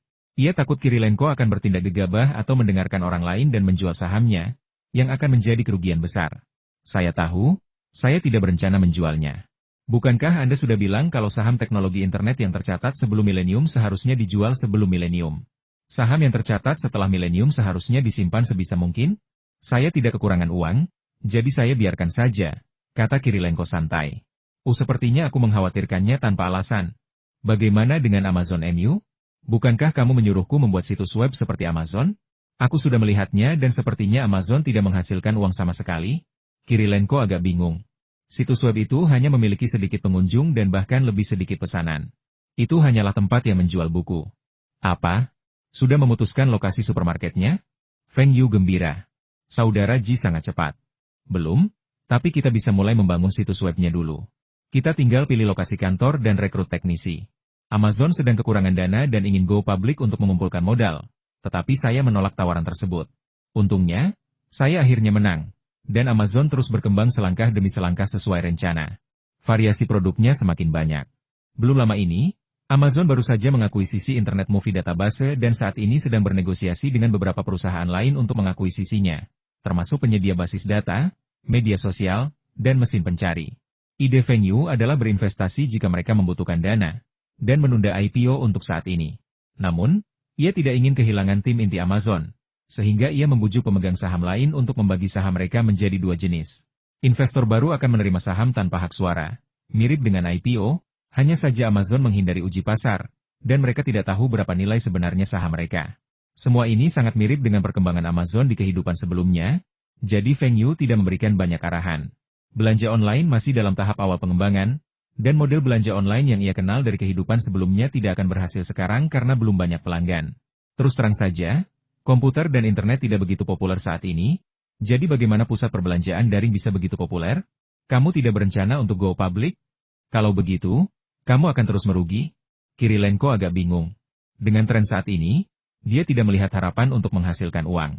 Setelah milenium, Amazon pasti akan mulai menghasilkan uang, dan keuntungannya akan terus bertambah. Saya akan mengajari Anda model bisnis ini agar Anda dapat membangun basis pelanggan terlebih dahulu. Setelah Anda memiliki basis pelanggan yang luas, Anda secara alami akan dapat menghasilkan uang, yang sama seperti retail di toko fisik, jelas Feng Yu. Benarkah? Benarkah? Kalau begitu, mal daring kita harus menanggung kerugian beberapa tahun dulu? Kirilenko sedikit kecewa. Kalau kita harus menanggung kerugian beberapa tahun dulu, masa pengembalian investasinya akan terlalu lama, kan? Mungkin 2 atau 3 tahun, tapi saya jamin setelah 5 tahun, Anda bisa mendapatkan keuntungan lebih dari 10 kali lipat, atau bahkan lebih. Amazon memperkirakan akan merugi selama 5 tahun, tetapi situs web Kirilenko dapat belajar dari pengalaman dan pelajaran Amazon, dan pasti akan menghindari banyak jalan memutar. Meraih keuntungan lebih awal pasti bukan masalah. Tingkat pengembalian yang begitu tinggi? Kirilenko puas, jadi itu bisa diterima. Saya sudah mendaftarkan perusahaan supermarket impor kami dan sedang memilih lokasi. Saya perkirakan akan dibuka pada paruh kedua tahun ini. Baiklah, perhatikan klasifikasi produk dan penempatan di rak. Ini bisa menarik pelanggan. Kita harus berusaha keras untuk menarik setiap pelanggan yang datang ke toko, instruksi Feng Yu. Jangan khawatir, pasti akan indah. Saya akan menyewa profesional untuk mendesain tata letaknya, dan saya jamin hasilnya akan lebih baik daripada supermarket Taihua Anda. Feng Yu tersenyum dan menggelengkan kepala. Saudara Ji memang punya jiwa kompetitif yang kuat. Namun, ia masih percaya pada Kirilenko. Lagi pula, Kirilenko sudah lama berkecimpung di bisnis distribusi. Pastilah ia punya banyak orang berbakat di bawahnya. Feng Yu bahkan merasa instruksinya tidak perlu. Baiklah, saya akan meminta seseorang mentransfer dana tahap pertama ke rekening itu besok. Jangan khawatir, itu akan selesai sebelum akhir bulan. Anda bilang Soros akan menyerang Rusia dan rubel. Jadi mengapa tidak ada pergerakan sampai sekarang? Tanya Kirilenko penasaran. Karena rubel adalah pilihan terakhirnya. Atau dia mungkin akan menyerang Hong Kong lagi. Dan setelah itu, dia pasti akan menyerang Rusia. Setahu saya, dia seharusnya masih membuat rencana di Jepang. Begitu Jepang mulai, kita bisa diam-diam mengikutinya. Kalau main aman, kita masih bisa untung 20%. Feng Yu juga telah meminta orang-orang untuk mengawasi pergerakan Soros. Soros kembali menyerang Indonesia, menyebabkan Indonesia menderita kerugian besar. Kali ini, dana moneter internasional resmi turun tangan, dan negara-negara Asia Tenggara tersebut tidak lagi layak untuk berpartisipasi. Soros terkenal jahat dan telah menanggung semua kesalahan atas krisis keuangan di Asia Tenggara. Sementara Feng Yu dan timnya telah menghasilkan banyak uang tanpa disalahkan, yang membuat Feng Yu sangat puas. Namun, Feng Yu harus berpartisipasi di Jepang kali ini. Keikutsertaannya akan semakin memperburuk dampak Jepang dan sekali lagi memperlambat laju pemulihan ekonomi Jepang. Inilah yang sangat diinginkan Feng Yu. Tentu saja, mereka masih bisa menghasilkan uang, yang juga sangat penting. Meskipun hanya 20%, mengingat basis dan siklus investasi mereka, itu tetap merupakan keuntungan yang cukup besar. Keduanya sedang mengobrol ketika telepon satelit Feng Yu berdering. Halo? Apa? Oke, aku mengerti. Bersiaplah, kita masuk. Kirilenko menatap Feng Yu dengan rasa ingin tahu ada apa. Feng Yu berbalik dan menjawab, yen Jepang sudah mulai jatuh. Mengingat kekuatan ekonomi Jepang, akan sulit bagi Soros untuk berhasil. Sayangnya, dengan krisis keuangan Asia Tenggara saat ini, terlepas dari negara mana yang menderita, Jepang akan menanggung sebagian kerugiannya. Jepang memiliki industri perbankan yang sangat maju dan kelebihan dana, sehingga mereka berinvestasi di negara-negara Asia Tenggara dan negara-negara lain. Perkembangan keuangan dan properti sebagai industri pilar di negara-negara Asia Tenggara ini sebenarnya difasilitasi oleh Jepang. Bukankah ini model yang pernah digunakan Jepang untuk bangkit? Jepang awalnya ditipu oleh AS, yang menyebabkan ekonominya mengalami kemunduran 10 tahun. Kemudian, mereka menyadari bahwa mereka dapat berinvestasi di luar negeri dan, jika ekonomi domestik mereka bermasalah, mengeksploitasi negara lain. Strategi ini mereka pelajari dari AS, dan juga membantu mengonsolidasikan posisi Jepang sebagai ekonomi terdepan di Asia. Tetapi mereka tidak menduga bahwa perekonomian negara-negara tersebut runtuh tanpa mereka mengambil tindakan apapun. Negara-negara tersebut memiliki banyak bank Jepang, dan bank-bank Jepang telah menginvestasikan banyak uang di negara-negara tersebut dan juga banyak memberikan pinjaman. Ini awalnya merupakan investasi yang bagus. Perekonomian negara-negara tersebut tumbuh pesat, dan investasi mereka juga dapat menghasilkan uang, sehingga mereka terus melakukan investasi tambahan setiap tahun, dan jumlah investasinya pun semakin besar. Akibatnya, tahun lalu Feng Yu, Soros dan yang lainnya bergabung dan menyapu banyak negara Asia Tenggara, menyebabkan industri keuangan di negara-negara tersebut menurun tajam dan mata uang mereka terdepresiasi secara signifikan. Memang benar bahwa negara-negara tersebut mengalami banyak kerugian, namun setiap musibah yang dialami masing-masing negara telah berimbas pada Jepang. Sejak paruh kedua tahun lalu, bank dan perusahaan sekuritas di Jepang mulai bangkrut. Dalam beberapa bulan terakhir tahun ini, jumlah bank dan perusahaan sekuritas yang bangkrut meningkat, karena perusahaan-perusahaan di negara-negara tersebut terus mengalami kebangkrutan. Jika pinjaman dan investasi tidak dapat diperoleh kembali, bagaimana perusahaan dapat menghindari kebangkrutan? Bank-bank dan perusahaan sekuritas Jepang bangkrut atau menyusutkan bisnis mereka, yang memperburuk krisis keuangan di Asia Tenggara dan bahkan mempengaruhi seluruh Asia. Pada saat ini, yen Jepang juga terdampak dan mulai melemah perlahan, tetapi penurunannya tidak signifikan. Yen Jepang stabil di awal tahun ini, dan nilai tukar terhadap dolar AS mencapai 1.201, sedikit menurun dari 1.151 pada pertengahan tahun lalu, tetapi masih dapat diterima. Namun hari ini, yen Jepang tiba-tiba jatuh ke 1.241, yang merupakan penurunan satu hari terbesar dalam beberapa waktu terakhir. Jepang waspada. Pasti ada yang menyerang yen Jepang, dan kemungkinan besar orang itu adalah Soros. Prediksi mereka tepat, Soros dan anak buahnya akan perlahan mulai menyerang yen Jepang. Sekalipun mereka tidak menyerang, penurunan yen tak terelakkan, membuat mereka tak mampu membayar sebagian besar utang luar negeri dan berdampak parah pada perekonomian mereka. Terlebih lagi, Soros kembali menyerang yen Jepang. Meskipun dampaknya tidak sebaik serangan terhadap rupiah Indonesia, penurunan yen Jepang telah menjadi tren. Melemahnya yen telah membangkitkan kewaspadaan para investor di Jepang. Mereka tidak menyangka krisis keuangan di Asia Tenggara akan merembet ke Jepang. Selain itu, Soros menciptakan kehebohan dan terus-menerus merilis berita di berbagai media, mengatakan bahwa ekonomi Jepang akan runtuh lagi, dan membujuk investor untuk segera menjual yen dan beralih ke dolar AS yang lebih kuat. Nama Soros masih sangat terkenal, dan beberapa orang telah menanggapi. Ditambah dengan operasi Soros, penurunan yen Jepang adalah hal yang wajar. Setelah Feng Yu menerima kabar dari Hisaoji, ia langsung mengamati kurva yen Jepang, lalu kurva indeks saham Jepang, dan yakin Soroslah yang mengambil tindakan. Lauhi, ikuti rencana kita dan jual yen Jepang dalam posisi short. Ingat, kamu harus melakukan lindung nilai yang cukup. Investasi ini harus stabil, Feng Yu mengingatkan. Imbal hasil di masa lalu begitu tinggi, sehingga ia khawatir Hoshiyuke terlalu serakah. Jika ia tidak melakukan lindung nilai dan melakukan short selling yen Jepang dalam skala besar, ia mungkin akan kehilangan banyak uang jika terjadi fluktuasi tajam. Menghasilkan uang dalam perdagangan berjangka itu cepat, tetapi kehilangan uang juga sama cepatnya. Jangan khawatir, bos, kami akan berhati-hati. Setelah menutup telepon dengan Hisaoji, Furonki menelepon. Ia berdiskusi dengan Feng Yu tentang strategi investasi yen Jepang. Kedua pria itu sepakat bahwa mereka akan menggunakan leverage rendah untuk menjual short yen Jepang sambil melakukan reverse hedging untuk mencegah yen tiba-tiba naik dan menyebabkan posisi mereka dilikuidasi. Mereka menghasilkan banyak uang terakhir kali, jadi mereka menjadi lebih konservatif. Ini benar-benar membuktikan pepatah lama semakin tua, semakin kurang berani. Presiden Ohga, harga saham kita turun lagi hari ini. Aku tahu, tak perlu terus-terusan mengingatkanku, kata Ohga Norio dengan marah. Krisis keuangan terkutuk ini telah menyebabkan keruntuhan ekonomi banyak negara Asia Tenggara, dan investasi mereka di Asia Tenggara, terutama pabrik dan cabang, telah terkena dampak yang parah. Produksi menurun, produk tidak terjual, dan beberapa perusahaan OEM bahkan bangkrut. Apakah perusahaan-perusahaan tersebut masih berutang biaya material yang telah mereka bayarkan di muka? Norio Ohga hampir menggaruk kepalanya karena hal ini, dan saham perusahaan mereka yang tercatat di Tokyo juga mulai jatuh. Tentu saja, bukan hanya Sony. Saham banyak perusahaan Jepang anjlok, dan bahkan seluruh pasar pun anjlok. Mereka awalnya berpikir mereka mampu bertahan. Perekonomian Jepang telah pulih dengan cukup baik, dan seharusnya mampu menahan risiko ini. Namun keruntuhan ekonomi semakin diperparah oleh kebangkrutan bank dan perusahaan sekuritas Jepang serta krisis kredit yang semakin dalam di negara-negara seperti Thailand. Hal ini membentuk lingkaran setan yang pasti memengaruhi perekonomian Jepang. Meskipun banyak konglomerat besar bergabung untuk menstabilkan pasar saham dan nilai tukar yen, mereka gagal. Mereka tidak berani berinvestasi terlalu banyak. Jika mereka tidak sanggup dan semua uang telah diinvestasikan, dampaknya terhadap perusahaan akan lebih besar. Kelompok keuangan yang memiliki saham ban mengalami kerugian paling parah, dengan saham ban anjlok dan aset mereka menyusut secara signifikan.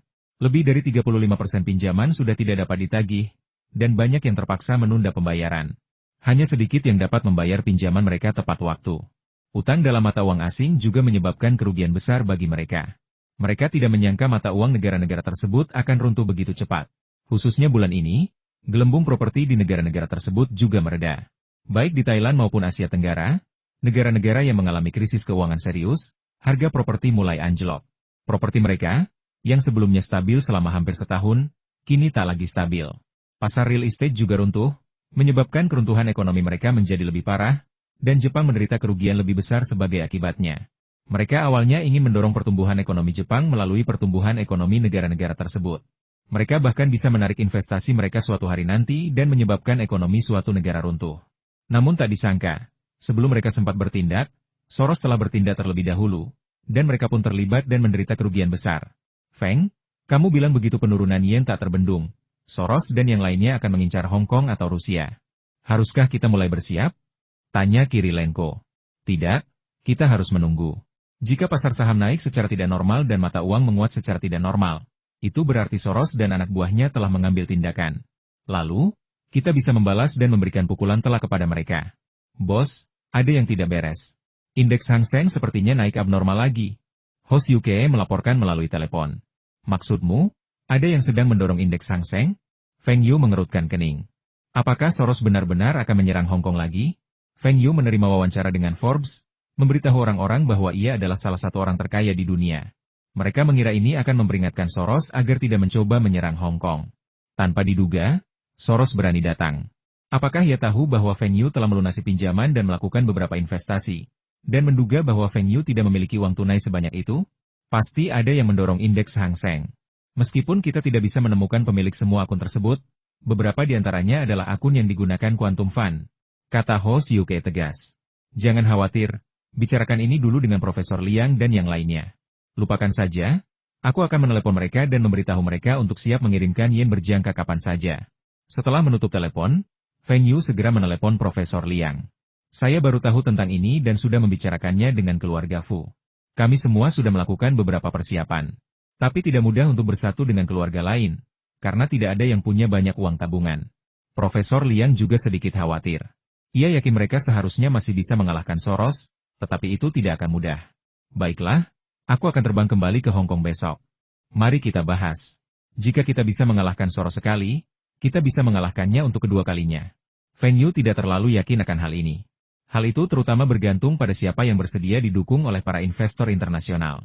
Jika tidak, kalaupun menang, itu akan menjadi kemenangan yang menyedihkan, dan baik Hong Kong maupun Soros akan kehilangan uang, itulah yang disebut penguapan modal. Namun saat dia berbicara kepada Profesor Liang dan yang lainnya, dia harus penuh percaya diri. Keesokan harinya, setelah tiba di Hong Kong, Feng Yu bahkan tidak beristirahat dan pergi ke perusahaan Fu Rongqi. Fu Rongqi dan Profesor Liang sudah menunggunya di sana. Paman Fu, Profesor Liang, apakah kalian sudah menghubungi keluarga lain?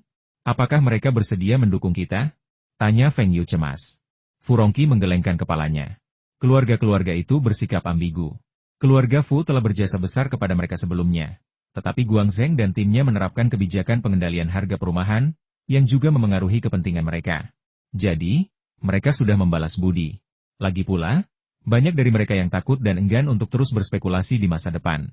Berapa banyak uang yang bisa kita kumpulkan? Saya bisa mengumpulkan 8 miliar dolar AS. Tetapi Guang Zheng dan timnya hanya bisa mengumpulkan kurang dari 200 juta. Bagaimana dengan Anda? Furonki tidak punya banyak uang tersisa. Kirilenko dan saya telah melunasi pinjaman kami dan melakukan beberapa investasi. Sekarang kami hanya memiliki kurang dari 13 miliar uang tunai yang tersedia. Jika mereka segera mengirimkan yen, mereka tidak akan mendapat banyak keuntungan dan tidak akan mencapai imbal hasil 20% yang diharapkan. Dengan kata lain, dana yang bisa kita mobilisasi hanya sedikit di atas 20 miliar dolar AS, selisih yang sangat besar dibandingkan dengan kekuatan Quantum Fund. Namun, kita masih punya pemerintah Hong Kong. Mereka pasti tidak akan tinggal diam jika Soros menyerang pasar saham Hong Kong. Siapa yang akan menang masih belum diketahui. Profesor Liang juga cukup yakin. Ia telah lama mempelajari model spekulasi 3 dimensi Soros dan telah mengembangkan langkah-langkah penanggulangan yang lengkap. Soros tidak perlu ditakutkan. Keponakan Feng sekarang adalah orang terkaya kedua di dunia. Selama dia berani melawan Soros di depan umum, saya yakin dia akan mampu mengalahkan para pemodal besar internasional yang mengikuti jejak Soros. Furonki memuji Feng Yu. Dana panas internasional saat ini dikabarkan telah melampaui 700 miliar. Ini merujuk pada dana-dana menganggur, seperti yang digunakan untuk investasi keuangan, seperti milik Furonki. Mereka menerkam keuntungan tanpa mempedulikan nasib orang lain. Parahnya krisis keuangan Asia kemungkinan besar disebabkan oleh keterlibatan mereka. Moto mereka adalah uang adalah yang terpenting, investasi itu tidak berbahaya, dan sistem keuangan adalah yang salah, bukan kita. Tanpa uang panas internasional ini, Soros sendiri tidak akan mampu menyerang satu negara pun. Lebih jauh lagi, Soros telah menyerang beberapa negara secara bersamaan, mengandalkan uang panas internasional yang mengikuti jejaknya. Feng Yu dan rekan-rekannya sedang aktif mempersiapkan diri. Mereka tidak khawatir tentang dolar Hong Kong, tetapi mereka khawatir Soros akan mengganggu pasar saham Hong Kong dan menyebabkan masalah dalam sistem keuangan. Begitu ada masalah dengan kredit bank, akan sulit untuk memastikan bahwa ekonomi tidak akan runtuh. Bos, Feng Yu telah kembali ke Hong Kong. Kurasa tindakan kita telah membuat mereka waspada. Dan begitu mereka waspada, mereka jatuh ke dalam perangkap kita. Zuken Miller tampak sangat bangga. Kali ini, metodenya dipikirkan olehnya. Mereka berpura-pura menyerang Hong Kong, menjebak Feng Yu dan yang lainnya di pasar keuangan Hong Kong, lalu mereka menyerang Rusia. Karena campur tangan dana moneter internasional, negara-negara Asia Tenggara yang mereka lewati tidak lagi memperoleh banyak keuntungan, sehingga mereka mengalihkan perhatiannya ke negara lain, Rusia. Keuangan Rusia juga memiliki celah, dan dana mereka bahkan semakin besar saat ini. Mereka yakin bahwa begitu mereka berhasil meraup keuntungan besar di pasar Rusia, dana kuantum mereka akan menjadi yayasan terbesar di dunia, dan Soros juga akan berada di puncak daftar Forbes.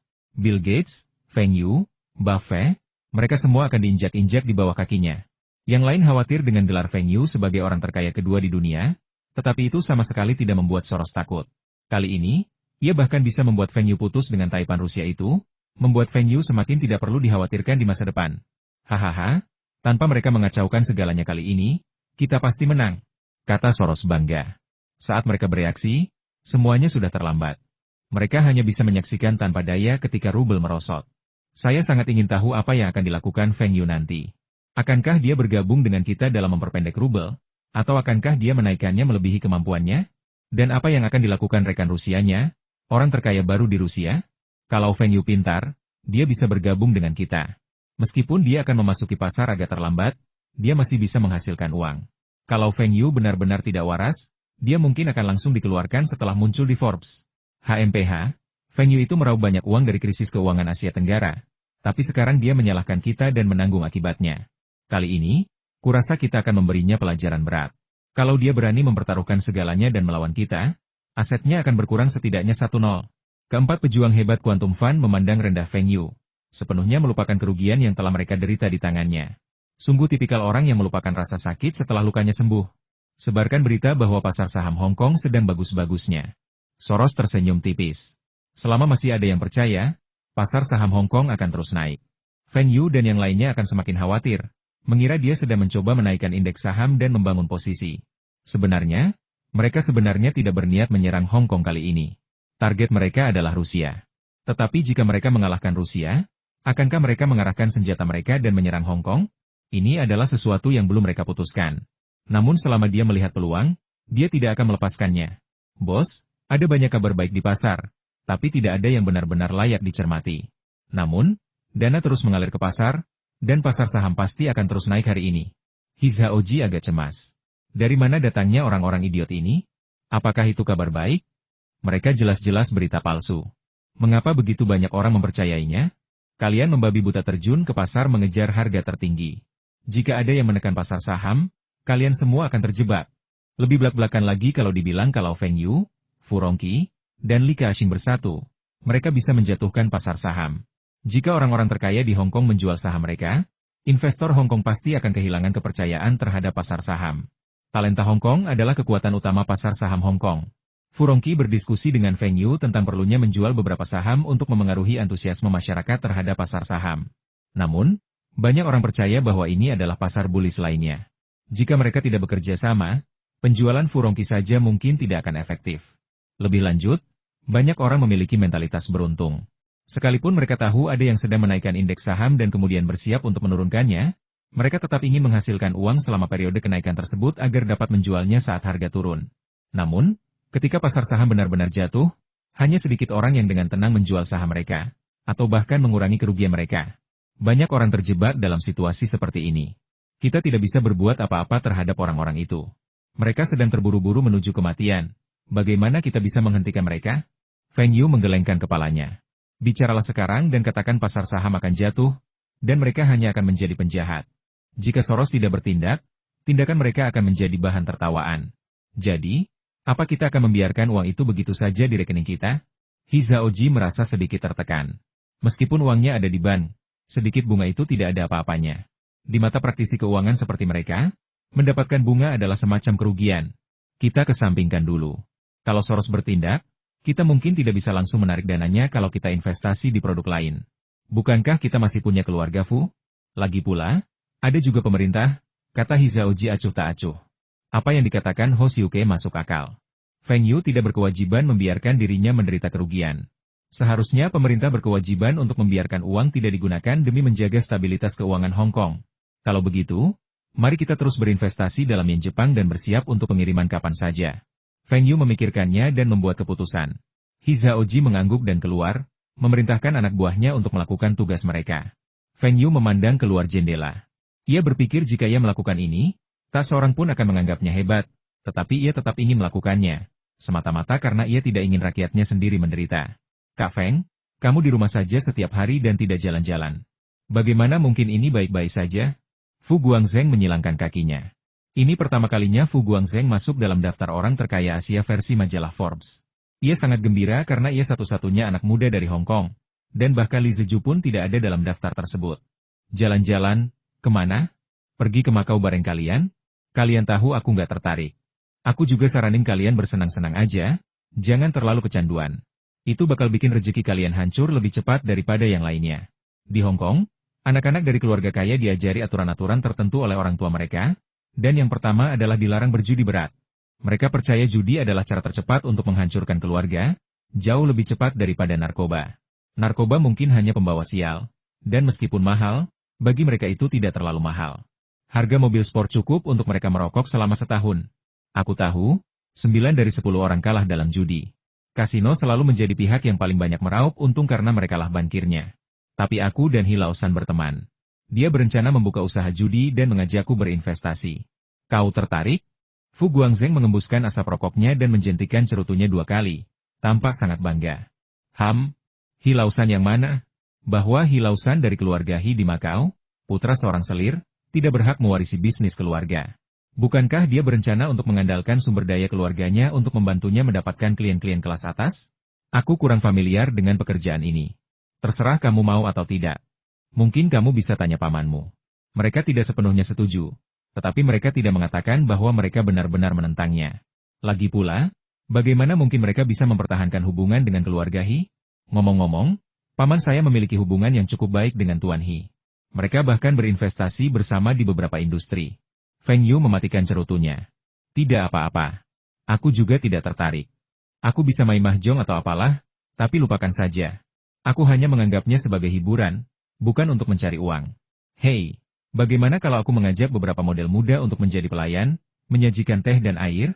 Yang lebih cantik bisa jadi bandar, atau bermain untuk para bos besar. Aku bahkan bisa mengajak beberapa selebritas kecil ikut.